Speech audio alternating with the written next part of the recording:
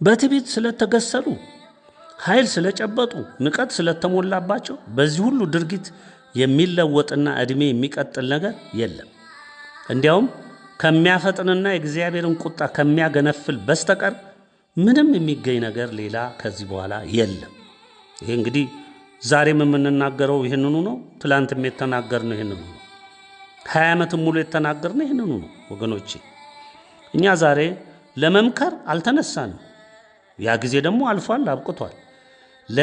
ለቤተሰቦቻችን ግን ሁልጊዜም እንደ እረኝነታችን ድምፃችንን ማሰማት፣ የእረኝነት ስራችንን መስራት፣ መንገድ ማመላከት፣ እንዳይስቱ፣ እንዳይወድቁ፣ እንዳይደክሙ ማጽናናት፣ ማበርታት ይሄ ስራችን ነው።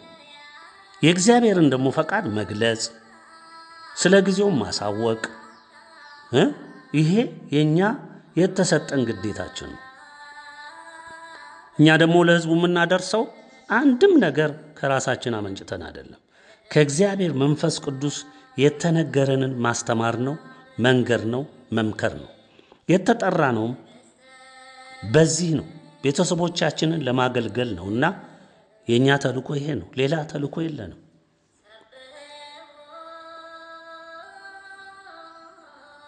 እንግዲህ ወደ ሌላ ደግሞ ነጥብ እንሂድና ወገኖቼ እስቲ ስለ ምርቃት አንዳንድ ነገር ብናነሳ መልካም ነው። ብዙ ጊዜ ምርቃት ምንድነው የሚለውን የመረዳት እና ዋጋውንም የማወቅ ህሊናችን ትንሽ ያነሰ ይመስላል። ዛሬ ስለ ምርቃት ብናነሳ መልካም ነው። መመረቅ ከዚያም ቢያልፍ መባረክ ተያያዥነት ያላቸው ታላላቆች ታናናሾችን የሚመርቁበት የሚባርኩበት አካሄድ ከእግዚአብሔር ዘንድ የተሰጠ ትልቅ የጽድቅ መሳሪያ ነው። ትልቅ የጽድቅ መሳሪያ ነው። መመረቅ መባረክ እንዳለ ሁሉ ልብ በሉ መረገምም አለ። ይህም ከእግዚአብሔር ዘንድ የሆነ ነው። የመመረቅና የመባረክን ይዘትና ጥቅሙን እንመልከተው። ብዙ ሰው መመረቅ በተጻራሪው መረገም ምን ውጤት እንዳላቸው ብዙዎቻችን አንረዳም። መመረቅ ምንድን ነው? እኒህ በረከቶች የሚገኙት ለማንኛውም ሰው በመልካምነት፣ በርህራሄ፣ በቅንነት፣ በቅን ልቦና በመመልከት ለተጎዳ፣ ለተቸገረ፣ አቅም ላጣ፣ ለተገፋ፣ ላዘነ፣ ለተከዘ ይረዳና ይደገፍ ዘንድ ለሚገባው ሁሉ ከአቅሙ በላይ በሆነ ችግር በወደቀ ሰው ዘንድ ተገኝቶ ከልብ በመነጨ ፍቅርን በተሞላ ርህራሄ አስፈላጊው አቅምና ጉልበት የፈቀደውን በማድረግ ከዛ ከተጎዳው ሰው የሚገኝ ምርቃት ትልቅ ዋጋ አለው። ማንም ሰው ዝም ብሎ ሄዶ በጎ ነገር አያደርግም እኮ ወገኖቼ። በጎ ነገር ለማድረግ ቅን ልቡና ያስፈልጋል። ቅን ልቡና ለማግኘት ደግሞ ከእግዚአብሔር ጋር ተቆራኝቶ በጸሎትም በእምነትም የተጋ ሰው ሲሆን እግዚአብሔር መልካም ልቡና ይሰጠዋል። ቀድሞ ድንጋይ ልብ ካለው ድንጋዩን ልቡን አውጥቶ መልካም እና ለሰው የሚያዝን ቅን የሚሰበር ርኅሩህ ልብ ይሰጠዋል። እንዲህ አይነቱ ሰው ነው የሰው ችግር የሚገባው፣ የሰው ድካም የሚገባው፣ የሰው ትካዜ የሚረዳ፣ በማጣቱ የሚከፋ፣ ሲያገኝ ደስ የሚለው ይህ ነው። እንዲህ አይነት ሰዎች የፍቅር ሰዎች ይባላሉ። እንዲህ አይነት ሰዎች ለሰው ልጅ ክብር የሚሰጡ፣ ለማንኛውም ሰው ክብር ዋጋ የሚሰጡ፣ በልባቸውም ደግሞ ርህራሄ የተሞላ ደግነት የተሞላ ሰዎች ሁል ጊዜ መንፈሳቸው በጎ አድርግ መልካም አድርግ ብሎ ስለሚያዛቸው ባገኙት ቀዳዳ ባገኙት አጋጣሚ ሁሉ ያን ከማድረግ አይቦዙም። ይሰጣሉ፣ ያካፍላሉ።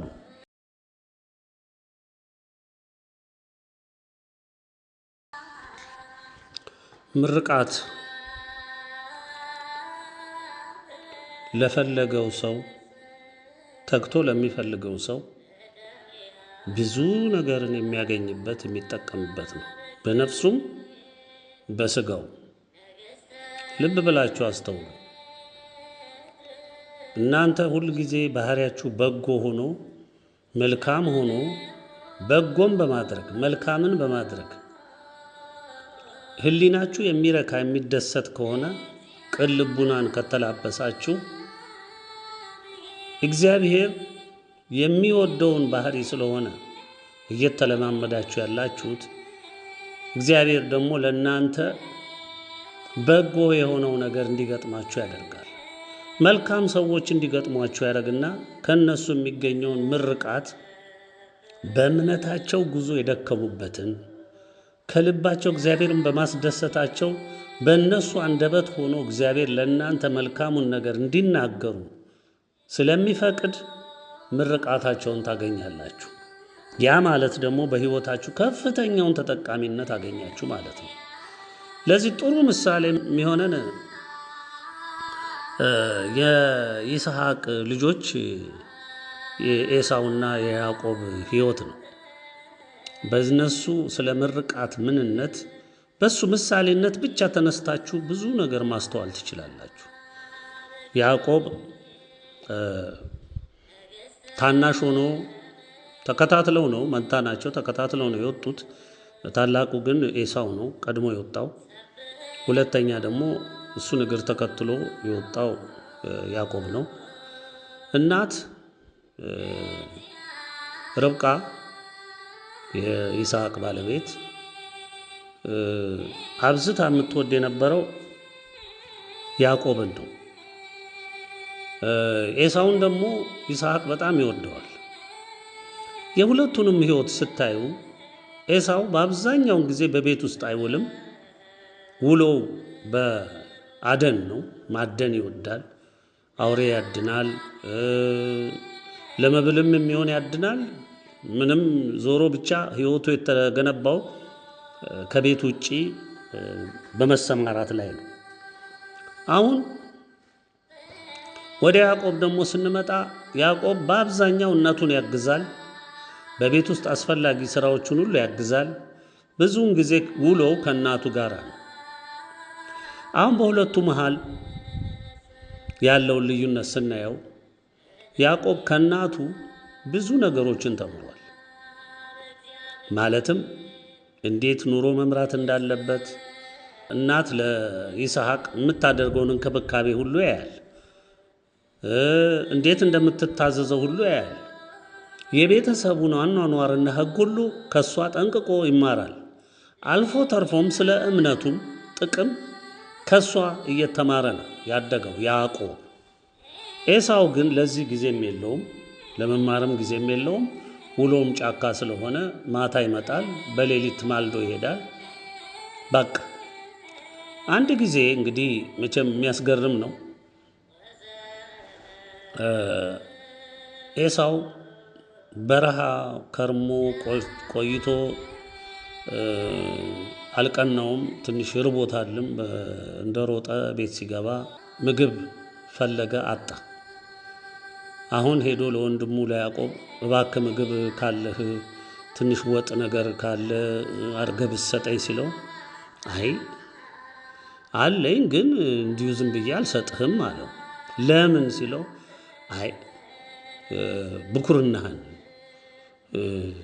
ስጠኝና ልስጥህ ይለዋል። እኔ ብኩርና ብኩር ሆንኩ ምን ሆንኩ ለእኔ ምን ትጠቅመኛለች? ውሰደው እኮ ቃል ግባ። ያው ቃል ገብቻለሁ፣ ወስጄ ሰጥቻለሁ። እሺ ይልና የሰራው የምስር ወጥ ነበረው። ያንን በምግብ ያው በእንጀራ በሚበላ ነገር አድርጎ ሰጠው፣ በላ። ለጊዜው ረሃቡን አስታገሰ። በዚህ አለፈ። ልብ በሉ እንግዲህ ጊዜ ሄደ፣ ዘመን ሄደ፣ እነሱም እያደጉ ሄዱ። ይስሐቅም እድሜው እየገፋ ሄደና ወደ ማርጀቱ ሲሄድ እንግዲህ ልጆቼን ልመርቅ ብሎ ወሰነ። ልጆቹን ሊመርቅ ከወሰነ በኋላ ያው ኤሳውን ስለሆነ ኤሳው ብዙ ጊዜ ካደነው እያመጣ ወጥ እየሰራ ያበላው ነበር፣ ለይስሐቅ ያበላው ነበረ። ይስሐቅም ጠራውና ኤሳውን ልጄ እንግዲህ ሂድና ዛሬ ከአደን ፈላልገህ ጥሩ ነገር አድንና ወጥ ሰርተህም አጣፍጠህ እንድበላ እፈልጋለሁ፣ ከዛ እመርቅሃለሁ ልጄ ይለውና ይህንን ይናገራል። ይህን ንግግር ሲናገር እናት ቆማ ትሰማለች። ርብቃ ለኤሳው ለምንድን ነው መልካም እንትን የሌላት አመለካከት ሲባል ልጆቿ ናቸው ሁለቱም። ግን ለምን ኤሳው በባህሪው የመዳፈር ባህሪ ያለው ሰው። በዚህ እንግዲህ ዘመን እየገፋ ሲሄድ እየጎረመሰም ሲሄድ ብዙ ጥፋትም ሰርቷል። ከዚህም ክስተት በኋላ ከምርቃቱ ሂደትም በኋላ ኤሳው ብዙ ጥፋት ሰርቷል። ማለትም እዛ በነበረበት ሰዓት ሚስትም አግብቶ በራሱ ስልጣን ሚስቶችንም አደራጅቶ የእሱ ሚስቶች እናቱን ርብቃን እጅግ የሚያበሳጩና የሚያስከፉ ሕይወቷ እንዲመረር ሁሉ ያደረጉ ሚስቶች ነበሩት እና ወደ ጥልቁ ስንሄድ የኤሳው ሥራ በጣም አስከፊ ነበር። አሁን እናት ዘዴ ቀየሰች። ያዕቆብን ጠራችውና ና ልጄ፣ ይሄ ምርቃት ለአንተ እንጂ የሚገባው ለእሱ አይደለም። አያችሁ፣ ይሄ ምርቃት የሚገባው ለአንተ እንጂ ለኤሳው አይደለም ብላ ወሰነች በልጇ ላይ። ልብ በሉ። ከዛስ በልሄድ ጠቦት ፈልግና አምጣ፣ እኔ አጣፍቼ አባትህ እንደሚወደው አድርጌ እሱም ሰርቶ እንዴት እንደሚሰጠው ስለማቅ እሰጥሃለሁ። ወንድምህ ጸጉራም ስለሆነ አንተ የበግ ለምድ ትለብስና እነሆ አባቴ ብለህ ትቀርባለህ። አባታችሁ አይኑ ከለል አድርጎታል። ይስሐቅ አይኑ በደንብ አያይም። ስለዚህ በዳበሳ በምናምን ነው እንጂ የሚያረጋግጠው በአይኑ አይቶ ስለማይመለከት ይሄን ዘዴ እንዲጠቀም መከረችው። ተዘጋጀ። ኤሳው ገና በረሃ ነው። ከዛ ትንሽ ጀንበር ዘቅዘቅ ስትል ያዕቆብ ያ የተዘጋጀውን እንትን ሄደ ይዞ እንትንም አጎዛም ለብሶ ገባ። አባቴ ይኸው ከአደም መጣው፣ ሁሉንም ነገር አዘገጃጅቻለሁ፣ ና ተነስና ብላ ይለዋል። እሺ አለ። በላ፣ ጣፈጠው፣ ደስ አለው። በልና ልመርቅ ብሎ ና ጠጋ በላለው። ተጠጋ ያዕቆብ። ድምፅህ ግን እንደው ያሰዋል መስል አለኛል። ኧረ እኔው ነኝ ሲለው እሺ አለ። ሲደባብሰው ጸጉሩንም ምኑንም አየ። እንግዲህ አለ ታላቂቱን ምርቃት መረቀው። አያችሁ፣ ከልቡ የመነጨው ምርቃት መረቀው። በደስታ ውስጥ ሆኖ መረቀው። ባደረገው ድርጊት የሁሉንም አጠራቅሞ አንድ ቀን ይቺ የመጨረሻው ዕለት ነፍሱ ደስ ስላለው የጣፈጠውን ምግብ ስላበላው መልካም ነገር ስላደረገ ያንን ሁሉ የበፊቱንም አጠራቅሞ ልጄ ተባረክ ብሎ ሙሉ በረከቱን ሙሉ ፈቃዱን ደስ ተሰኝቶት አደረገለት። ጨረሰ። ከዛ በኋላ ያው እሱ ወደ ቤቱ ወደ እናቱ ተመልሶ ሄደ። አሁን መሸትሸት ሲል ኤሳው መጣ። አድኖ ከያዘው መጣ። አበሳሰለ፣ ሰራ፣ ምን አለ። እናት ዝም ብላ ታያለች።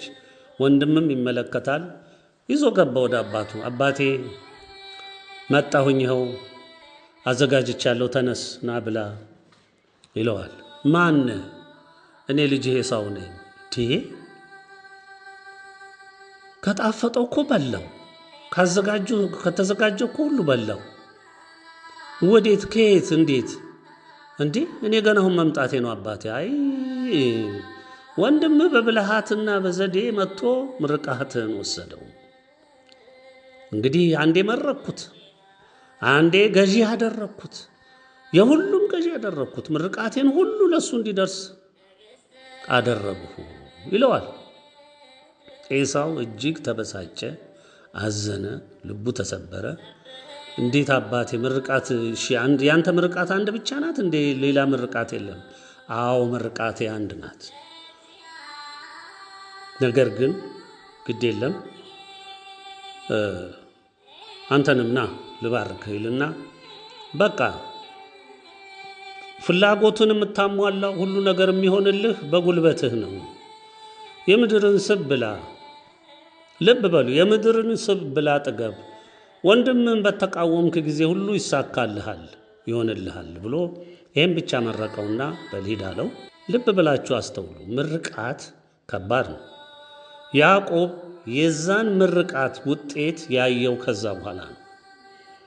እናት በል እንግዲህ ወደ ዘመዶቼ ሂድ፣ እዚህ ሆነ በፍጹም ከዚህ ወንድም ጋር በሰላም ስለማትኖር አይሆንም ብላ ወደ ዘመዶቿ ላከችው። ያዕቆብን ወደ ላባ ወደሚባለው ወንድሟ ወገኗ ጋር ላከችው። ሄደ እና እዛ 14 ዓመት ተቀምጦ 2 ሚስቶችን አግብቶ ሊያና ራሔልን አግብቶ 12 ልጆች አፍርቶ ብዙ ከብት አትርፎ ብዙ ውጣ ውረድ አሳልፎ በሕይወቱ ግን ራሱ ያዕቆብ ሲናገር አንድ ብቻዬን በትሬን ይዤ ወጣው፣ ዛሬ ግን ሕዝብ ሆኜ ተመለስኩ ብሎ ወደ አባቱና ወደ እናቱ ሲመለስ የተናገረው ቃል የሚደንቅ ነው።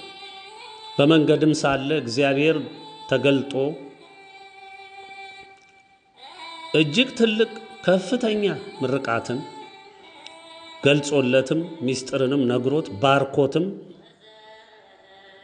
ነው የሄደውና የአባቱ ምርቃት ተከትሎ መጥቶ በእግዚአብሔርም አንደበት እንደገና ተረጋግጦለት ሁሉን ነገር ጨበጠ። ዛሬ የእስራኤሎች ሁሉ አባት ያዕቆብ ነው። 12ቱ ነገዶች አባት ያዕቆብ ነው። ለእኛም ደግሞ የ12ቱ ሐዋርያት ምሳሌ አድርጋችሁ ልትወስዱት ትችላላችሁ። ትልቁ ምሳሌያችን ነው።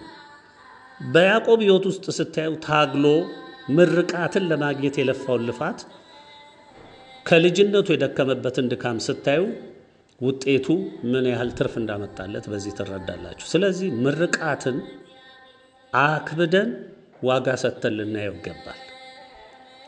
አንድ በዚሁ ዘመን የተከሰተ ነገር ደግሞ ልነግራችሁ እወዳለሁ።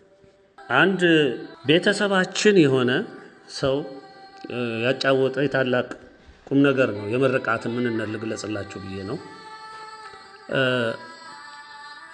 ይኸው ወንድማችን ብዙ ጊዜ ወደ ገዳማት ቤተ ክርስቲያን ክብረ በዓል ሲሆን መሄድ ይወዳል እና አጋጣሚ አንድ ጊዜ በጠዋት በማለዳ ተነስቶ ሩቅ ነው ትኬት ቆርጦ በአውቶቡስ ተራ በኩል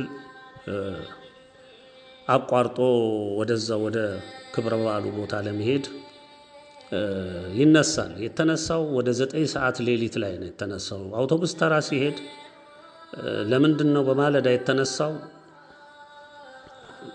የቆረጠው ትኬት ከፊት ወንበር የሚያስቀምጠው ስለሆነ ከዘገየ ወንበሩ ላይ ሰዎች ይቀመጡና ወደ ኋላ እንዳይደርሰው ቀድሜ ልገኝና ያው ያገኘሁትን ወንበር ከፊት ያለውን ወንበር እንድቀመጥበት ብሎ ነው ማልዶ የወጣው እና ይሄዳል። በመንገድ እየሄደ እያለ ወደ ከተማው መሃል ሲደርስ አንድ ትልቅ የደከሙ እናት በጣም ደክመዋል። ትልቅ ሰው ናቸው፣ ተጎሳቁለዋል። የተሸከሙት ግን እንጨት ማገዶ የሚሸጥ ነው። እንዲህ በጀርባቸው ተሸክመው የሚሄዱ ሴቶችን ብዙዎች ታቋቸዋላችሁ። እንደዛ ነው የያዙት። የትልቅነቱ የክብደቱ ሴትየዋ መሄድ አቅቷቸው እሱን ከተማ መሃል አድርሰው ለመሸጥ እያቃሰቱ ነው የሚሄዱት። እያሉ አንድ እርምጃ እያሉ 2 እርምጃ እያሉ በቃ አንዳንዴም ያጉረመርማሉ። ብስጭትም አለ፣ መከፋትም አለ። ይሄ ሁኔታ ከኋላቸው ሆኖ እሱ ወደ አውቶቡስ ተራ እየፈጠነ ሲሄድ ኋላቸው ይደርስባቸውና ይህን ሁኔታ ሁሉ ያያል። በጣም ያዝንና ይሰማውና እንግዲህ እንደምንም ቤቴ ደርሼ ቁርሴን ብዬ እንደዚህ እያሉ ይናገራሉ እና ይህንን ሁሉ ይሰማል። እሱ ከኋላ ሰማና ቀደም አለና ቀደማቸውና ማማ አቤት በጣም ደክመዋል፣ እንዴት በጣም የከበደ ለምን ተሸከሙ? አይ ልጄ እንዲህም ሆኖ ብዙም አያወጣልኝም፣ ብዙም ቀዳዳ አይሸፍንልኝም፣ ግን በተቻለኝ አቅሜ እስካለ ግድ ማድረግ አለብኝ ብዬ ነው ልጄ ብለው ይሉትና በሉ ሲገቡ ቁርሶን ያዘጋጁና ጎረቤቶን ጠርተው ይጫወቱና ትንሽ ረፍት ያደርጉ ብሎ የተገኘውን እጃቸው ላይ ይሰጣቸዋል። ልክ እጃቸው ላይ ያንን ሲያሳርፍና ሲሰጣቸው በግንባራቸው ብዙ ላብ ወርዷል። ፊታቸው ሁሉ ላብ ጥምቅ እንዳለ ነው። ቆሙና እዛው እንደተሸከሙ እንባቸው ጠብ ጠብ እያለ ልጄ እኔን በዚህ ጨለማ ውስጥ እንዳየኸኝ እግዚአብሔር ከሰማይ አንተንም ይህ እግዚአብሔር ይባርክህ፣ ዕድሜን ይጨምረው፣ መልካሙን ሁሉ ያደርግልህ፣ በነፍስህም በሥጋህም ይባርክ፣ የተባረኩን ዘሮች ሁሉ የተባረኩ ይሁኑ፣ የእግዚአብሔር ወዳጅ ያድርግህ ብለው ይህንን ይናገሩትና እሺ ማማ ብሎ አመስግኖ ወደፊቱ ሲቀጥል አላቆሙም። እሳቸው ምርቃቱ ከ100 ሜትር ርቀት ድረስ እስክርቅ ድረስ ይመርቃሉ አለ። ይመርቃሉ መስማት እስከምርቅና ድምፃቸው እስከሚጠፋ ድረስ እሳቸው መመረቁን ቀጥለዋል። ከዛ በኋላ ያው ስርቅ ድምፃቸው ቆመ። ታስተውላላችሁ? እንዲህ አይነት ምርቃትን ለማግኘት መታደል ትልቅነት ነው። ግን ለዚህም ቢሆን ልባችሁ የተዘጋጀ ሲሆን ፈቃድ ሲኖራችሁ በበጎ ስታዩ እኚህ ሴትዮ አልፎ መሄድ ይችላል። ምን አገባኝ ብሎ ዝም ብሎ መሄድ ይችላል። እናቱ አይደሉ፣ አክስቱ አይደሉ፣ አጎቱ አይደሉ፣ አያቃቸው፣ ጎረቤቱ አይደሉ፣ ምንም አይደሉ። ነገር ግን ስብዕና፣ ሰብአዊነት፣ ለሰው ያለው ፍቅር፣ ደግነቱ፣ ርኅራኄው አስገድዶት ይህንን አደረገ። ምርቃቱን አላፈሰም። ዛሬ በነፍሱም በስጋውም የተባረከ ሰው ሆኖ የእግዚአብሔር ሰው ሆኖ ይጓዛል። ይሄው ሰው አያችሁ፣ ምርቃት ብዙ ማለት እንችላለን። በእግዚአብሔር ቃል ውስጥ ብዙ ቦታዎች የተጠቀሱ አሉ። ወደፊት ካስፈለገን በዚህ ጉዳይ በሰፊው እንመጣበታለን። ግን ለምርቃት ትልቅ ቦታ እንድትሰጡ እመክራችኋለሁ። በጎነታችሁ ሁልጊዜ ልማድ ተግባር ይሁን። ለበጎ ለማድረግ ልማድ ይኑራችሁ። ክፉ ለማድረግ አይደለም። ልማድ ሊሆነው የሚገባው መስጠት፣ ልማድ ሊሆን የሚገባው ለሰው ልጅ መልካምነት ማድረግ፣ ፍቅር መስጠት፣ መቸር፣ ለእርዳታው ለምኑ መድረስ። እነዚህ ነገሮች በጎ ነገሮች ሁሉ ልማዳችሁ ቢሆኑ በአንዱ ውስጥ ትልቅ አትራፊ ትሆናላችሁ። እና ብዙ ጊዜያችሁን በዚህ አላጣብብም። ስለ ምርቃት ብዙ ሰፊ ርዕስ ነው። በሱ ተጻራሪ ደግሞ መርገም አለ። እሱን ሌላ ጊዜ ደግሞ እንማረዋለን። ግን ለአሁኑ ይሄ ይበቃናል። ወደ እግዚአብሔር ቃል እንዲሄድና አንዳንድ ነገሮችን መቼም በእግዚአብሔር ቃል ነው መጽናናት የሚገባን። መልካምነት፣ በጎነት፣ ደግነት፣ በእግዚአብሔር መንገድ መሄድ፣ በምክሩ መጓዝ፣ በጠላት እርግጫና ጡጫ፣ በጠላት ክፉ አሰራር እየተበሳጨን እየተከፋን ከመልካምነታችን መጉደል የለብንም። እግዚአብሔር የፈለገ ነገር ችግር ቢገጥመን ሁሉ እረኛችን ስለሆነ ምንም ቢሆን ምን ውጤቱ ሁልጊዜም በአሸናፊነት ነው የሚደመደመው። በማን አሸናፊነት? በእግዚአብሔር ሰው አሸናፊነት። መዝሙር ዳዊት 22 በቅንፍ 23 ላይ እንዲህ ይላል ቃሉ፣ እግዚአብሔር እረኛዬ ነው የሚያሳጣኝ የለም። አያችሁ፣ እረኛ ለልጆቹ መልካምን ነገር ነው የሚያደርገው። በለመለመ መስክ ያሳድረኛል፣ በረፍት ውሃ ዘንድ ይመራኛል። ነፍሴን መለሳት። አያችሁ፣ ነፍሴን መለሳት። ነፍስ በምንድን ነው የምትመለሰው ወገኖች? ፈተና ሲበዛብን ወደ ጥፋት እንሄዳለን፣ እንንገራተታለን፣ እንጎዳለን። ጠላት በብዙ መንገድ ነፍሳችንን ወደ ጥፋት ለመውሰድ የማይደክምበት መንገድ የለም። ነገር ግን እግዚአብሔር ልጆቹን የሚወዳቸውን ባሮቹን በእሱ የሚታመኑትን አሳልፎ ስለማይሰጥ ነፍሴን መለሳት፣ ከሄደችበት ከስተቱም ከምኑ መልሶ ይተክላታል ማለት ነው። ስለ ስሙም በጽድቅ መንገድ መራኝ። ስለ ስሙ አያችሁ፣ የእግዚአብሔር ሕዝብ ተብለን ነው የምንጠራው። የእግዚአብሔር ልጆች ተብለን ነው የምንጠራው። የኢትዮጵያ ዓለም ብርሃን ቤተሰቦች ስንባል የብርሃን ልጆች ተብለን ነው የምንጠራው። ልብ ብላችሁ አስተውሉ። ስለዚህ ስለ ስሙ እግዚአብሔር ስለምንታመንበት የከበረ ስሙ ሲል በጽድቅ መንገድ መራን። ቃሉ የሚለው ምንድን ነው? ስለ ስሙም በጽድቅ መንገድ መራኝ። በሞት ጥላ መካከል እንኳ ቢሄድ፣ አንዳንድ ጊዜ እንግዲህ ሞት በላያችን ላይ የሰፈረ እስከሚመስለን ድረስ መከራ፣ በሽታ፣ ማጣት፣ ችግር፣ ብዙ ነገሮች ይገጥሙናል። ማንወጣው ነገር መስሎን ተስፋ ሁሉ ቆርጠን ሞት በቃ ደጄ ደረሰ እስከምንል ድረስ በዛ እንኳ ብንሄድ አንተ ከኔ ጋር ነህና ክፉን አልፈራም። አያችሁ፣ መልሳችሁ ይሄ ነው መሆን ያለበት። አንተ ከኔ ጋር ነህና ክፉን አልፈራም፣ በትርህና ምርኩዝህ እነርሱ ያጽናኑኛል። አያችሁ፣ በትርህና ምርኩዝህ። በትርና ምርኩዝና ማን ናቸው? የጽድቅ በትሮች፣ የእግዚአብሔር ባለሟሎች፣ ቅዱሳን ሊቃነ መላእክቶች፣ ድንግል እናታችን፣ እነዚህ ሁሉ አጽናኞች ናቸው። በፊቴ ገበታን አዘጋጅህልኝ። አያችሁ፣ ከፈተና በኋላ ከመከራ በኋላ ከውጣ ውረድ በኋላ ምን ይመጣል? እግዚአብሔር በፊታችን ገበታን ያዘጋጃል። በጠላቶች ፊት ለፊት ራሴን በዘይት ቀባ፣ ያከብራል እግዚአብሔር። ከፈተና በኋላ ከውድቀት በኋላ ከማጣት በኋላ ከመቸገር በኋላ ከመታመምም ከመሰደድም ከብዙ ነገር ከውርደትም ከእስርም ከእንግልትም ከመራብም ከነዚህ ሁሉ ፊት በኋላ ምን ይመጣል?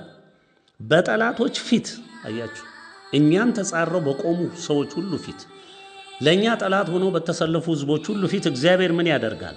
በዘይት ይቀባሃል፣ ያከብርሃል፣ ያነግስሃል፣ ከፍ ከፍ ያደርግሃል። ጽዋዬም የተረፈ ነው። አያችሁ፣ ትላንት የተቸገራችሁት ነገ ግን ለምትሰጡት ሁሉ ይቸግራችኋል። የተትረፈረፈ ነው የሚሆነው። ቸርነትህና ምሕረትህ በሕይወት ዘመኔ ሁሉ ይከተሉኛል። ከዚህ በላይ ትልቅ ተስፋ የለም ወገኖች። ቸርነቱና በረከቱ ምሕረቱ እነዚህ ተከትለውን ከሄዱ እኛ ምን የምንሆነው ነገር አለ? ምን የምናጣው ነገር አለ? ብንሄድ የዘላለም ሕይወት ለመውረስ ነው፣ ለደስታ፣ ለታላቅ ክብር፣ ማንም በማይገምተው ታላቅ ደስታ ውስጥ ለማረፍ የእግዚአብሔርን መንግሥት ወራሾች ሆነን ልንሄድ። እዚህ ብንኖርም በተባርከን ነው። እግዚአብሔር ጠብቆን አስደስቶን ነው።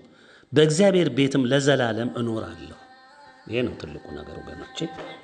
እዚህም እንኖራለን በእግዚአብሔር ፊት በእግዚአብሔር ቤት፣ እዛም ብንሄድ የዘላለም ኗሪ ነን እና ይሄን ኃይለ ቃል በልባችሁ እንድታሳድሩ መክራለሁ። ሌላው ከመጽሐፈ ምሳሌ አንዳንድ ነጥቦችን ደግሞ ብናይ መልካም ነው። ምዕራፍ 1 ያለውን ቃል እስቲ እንመልከተው። የእስራኤል ንጉሥ የዳዊት ልጅ የሰሎሞን ምሳሌዎች ናቸው።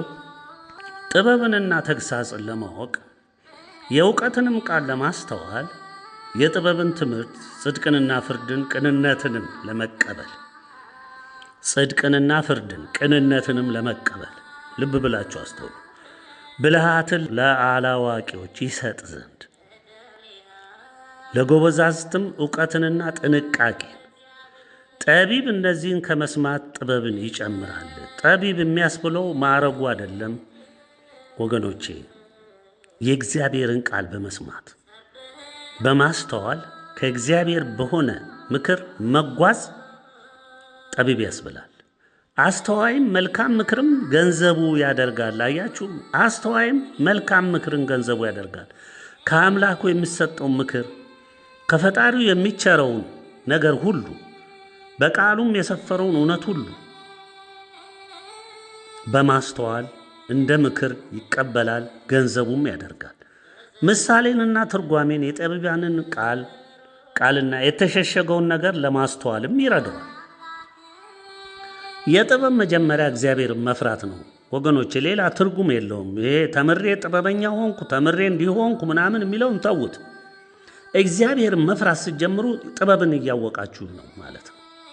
እግዚአብሔርን መከተል፣ ሕጉን ማክበር፣ ትእዛዙን መፈጸም፣ ከእሱ ጋር የሰመረ ግንኙነትን ማድረግ ስትጀምሩ፣ ስትፈሩትና ስታከብሩት፣ በቃሉም ስትኖሩ የጥበቡ መጀመሪያ ይሄ ነው።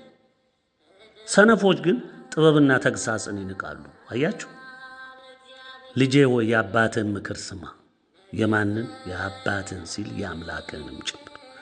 የእናትህን ሕግ አትተው። አያችሁ፣ ዛሬ ድንግልን ሲዘልፉ የምንሰማቸው ሁሉ የእናትና የአባትን ምክርም የማያውቁ ሕጉንም የማያውቁ ወንጌል አስተማርኩ ስም የጠፉ ዲያብሎስ ያደነቆራቸው ናቸው። አያችሁ፣ እነዚህን ሁለቱም መከተል፣ የአባትን ምክር መስማት፣ የእናትንም ሕግ አለመተው ለራስህ የሞገስ ዘውድ ነው። አያችሁ፣ ሞገስ፣ የሞገስ ክብር ዘውድ ማቀዳጀት ማለት ነው። ለአንገትህም ድሪ ይሆንልሃልና። አያችሁ ልጄ ሆይ ኃጢአተኞች ቢያባብሉ እሺ አትበል። ይህ ነው ነጥቡ። እንግዲህ ወገኖች ደምን ለማፍሰስ ከእኛ ጋር ና እናድባ፣ ለንጹሕም ያለ ምክንያት ወጥመድን እንሸምቅበት ቢሉ በሕይወታቸው ሳሉ እንደ ሲኦል ሆነን እንዋጣቸው፣ በሙሉም ወደ ጉድጓድ እንደሚወድቁ ይሁኑ። መልካሙን ሀብት ሁሉ እናገኛለን፣ ከምርኮም ቤታችን እንሞላለን። አያችሁ ዕጣህን ከእኛ ጋር ጣል፣ ለሁላችንም አንድ ከረጢት ይሁን ቢሉ ልጄ ሆይ ከእነርሱ ጋር በመንገድ አትሂድ፣ ከጎዳናቸው እግርህን ፈቀቅ አድርግ። እግሮቻቸው ወደ ክፋት ይሮጣሉና ደም ለማፍሰስም ይፈጥናሉና። አያችሁ መርበብ በወፎች ዓይን ፊት በከንቱ ትተከላለችና እነርሱም በደማቸው ላይ ያደባሉ፣ በነፍሳቸውም ላይ ይሸምቃሉ። እንዲሁ ይህ መንገድ ትርፍን ለማግኘት የሚሳሳ ሰው ሁሉ ነው፣ የባለቤቱን ነፍስ ይነጥቃል። ይሄ እንግዲህ ከዚህ በላይ ምን ትምህርት ያስፈልጋል ወገኖች? ዛሬ የምታዩቸው ሁሉ ይህንን መስፈርት ያሟሉ ከእግዚአብሔር ተለይተው የጠፉ ሕዝቦች ናቸው። ለዛሬ ይኸው ትምህርት አዘል መግለጫችን እዚሁ ብንቋጨው ደህና ነው። ረዥም ነው። ማስተዋልን ይስጣችሁ ወገኖቼ። ትዕግስትንም ተላበሱ። አይዟችሁ።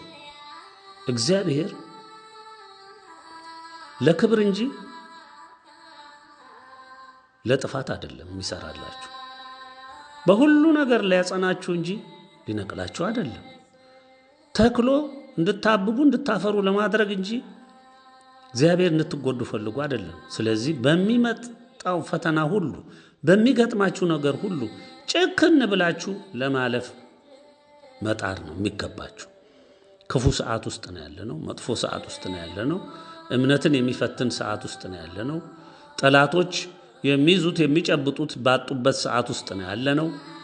የመጨረሻ መፈጸሚያቸውንም ስላወቁ የጥፋት አድማሳቸውን አስፍተው በእኛ በእግዚአብሔር ሕዝቦች ላይ ሁሉ የተነሱበት ሰዓት ስለሆነ ልባችሁ በከንቱ አይታወክ። እግዚአብሔር የሚቀድመው የለም፣ ይደርስባቸዋል። ሁሉም ላይ ሁሉም ዋጋውን ያገኛል። ስለዚህ ተጽናኑ ወገኖቼ።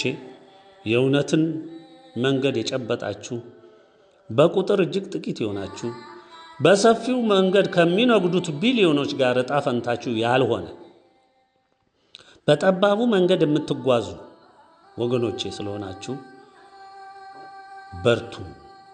እግዚአብሔር ያበርታችሁ፣ ሰላማችሁን ያብዛላችሁ፣ በላያችሁ ላይ ያሉ ፈታኝ ችግሮችን ሁሉ ከላያችሁ ላይ ይንቀልላችሁ፣ መልካምን ምስራች ሁሉ በየቤታችሁ ያሰማችሁ፣ ከእግዚአብሔር ጋር አሁንም የሰመረ ግንኙነት ይኖራችሁ፣ በረከቱም ይድረሳችሁ። የእናታችንን በረከት የቅዱሳን ሊቃነ መላእክት ሁሉ በረከት ምልጃቸው፣ ፍቅራቸው ሁሉ ገንዘባችሁ ይሁኗችሁ። ስለሰማችሁኝ አመሰግናለሁ። እግዚአብሔር ይባርካችሁ። አሜን።